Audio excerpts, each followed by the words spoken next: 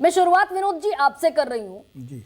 ये जो 13 सीटें जिन पर उपचुनाव हुए, नतीजा घोषित हो गया, क्या बहुत सीटों के हिसाब से लॉस भारतीय जनता पार्टी को रहा या फिर ये परसेप्शन लॉस है? क्योंकि 3 सीटें भारतीय जनता पार्टी के पास थी और 3 में से 2 पर बीजेपी अभी भी काबिज है, भले ही राज्य बदल गए।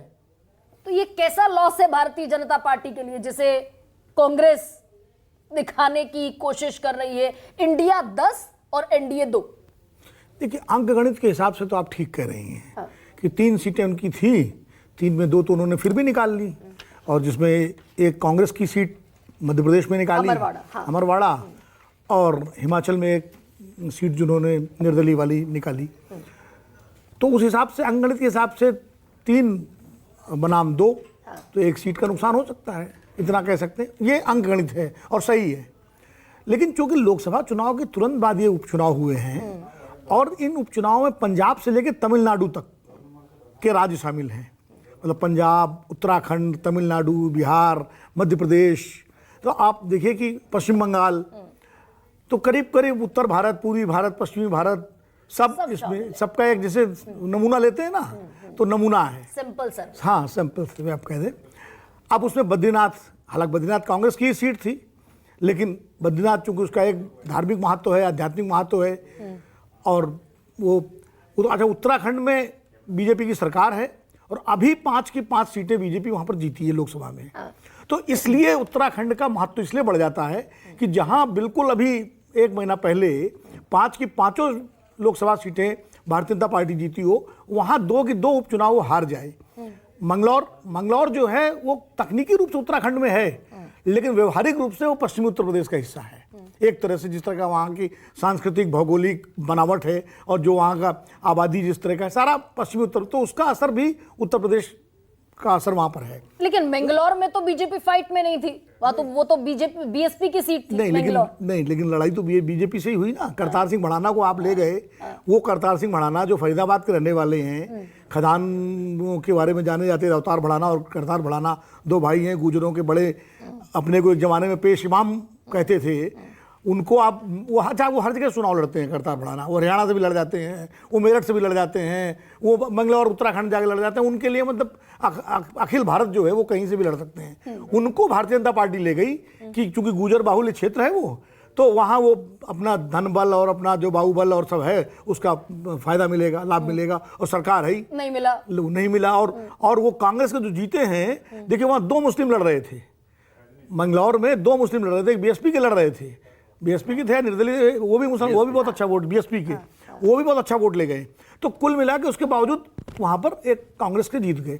तो अवधारणा की जहाँ तक बात है, अंकगणित में ठीक है, कोई नुकसान नहीं, लेकिन जो अवधारणा जिसको परसेप्शन कहते हैं, परसेप्शन में बीजेपी के लिए ये झटका है। अच्छा, अभी 2 दिन पहले महाराष्ट्र में विधान परिषद के चुनाव में जब कांग्रेस के 7 या 8 विधायकों ने क्रॉस वोटिंग की, तो कितना जबरदस्त उसका एक प्रचार हुआ कि देखिए महाराष्ट्र में जो है आघाड़ी अपने विधायकों को नहीं संभाल पाया, और ये तो वो भी परसेप्शन का लॉस था, वो भी अवधारणा थी, ये भी अवधारणा है।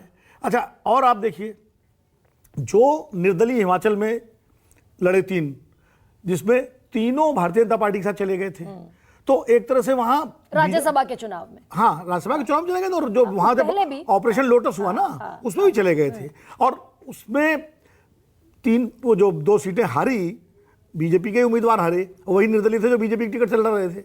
तो अब उसको आप कैसे नहीं मानेंगे कि उनकी हार है, क्योंकि बीजेपी का पूरा वोट, पूरी ताकत, पूरे कार्यकर्ता बल सब लगे हुए थे उसमें। तो अब लड़ाई तो उन्हीं की से थी, भले कहते हैं उनकी सीट नहीं थी।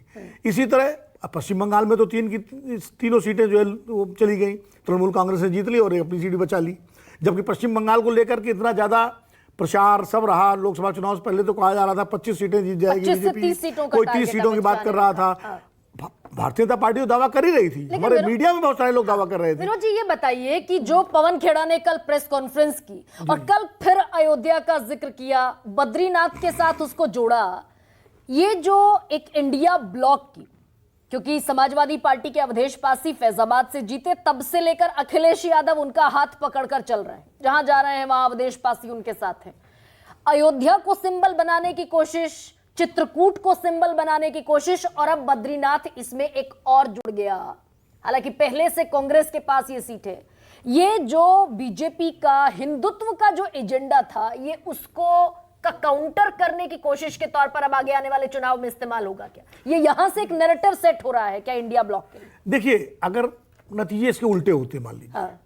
तो बीजेपी भी तो कहती ना कि देखिए अयोध्या में भगवान राम का आशीर्वाद हमको मिला, चित्रकूट में भगवान राम का आशीर्वाद मिला, यहाँ मिला। अगर नतीजे उल्टे होते, तो अब चूंकि नतीजे दूसरे आ गए तो विपक्ष उसका इस्तेमाल कर रहा है।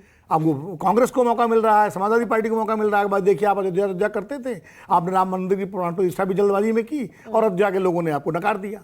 और खाली अयोध्या ही नहीं, वो पूरा रामपथ जो है, अयोध्या, उसके बाद वो जो है अम्बेडकर नगर, अम्बेडकर के बाद प्रतापगढ़, वो पूरा जो आपका बेल्ट है, शीतल जी और बेहतर तरीके से बताएं, चित्रकूट तक यानी बांदा तक।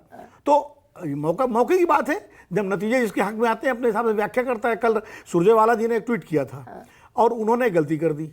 उन्होंने लिख दिया कि अयोध्या में भगवान राम का आशीर्वाद मिला और बद्रीनाथ में भोले बाबा का आशीर्वाद मिला। फिर मैंने एक चैनल पर उसको सही किया, मैंने कहा वहाँ भोले बाबा नहीं है, भगवान विष्णु का मंदिर है, भोले बाबा केदारनाथ। खैर आज उन्होंने सुधार लिया उसको। तो अच्छी बात यह है कि तुरंत उसको जो है बहुत बढ़िया तरीके से सुधार लिया। तो मुझे लगता है कि अगर भूल सुधार की ये चीज़ कांग्रेस के भीतर आ गई है तो एक अच्छा संकेत है कि राजनीतिक पार्टियां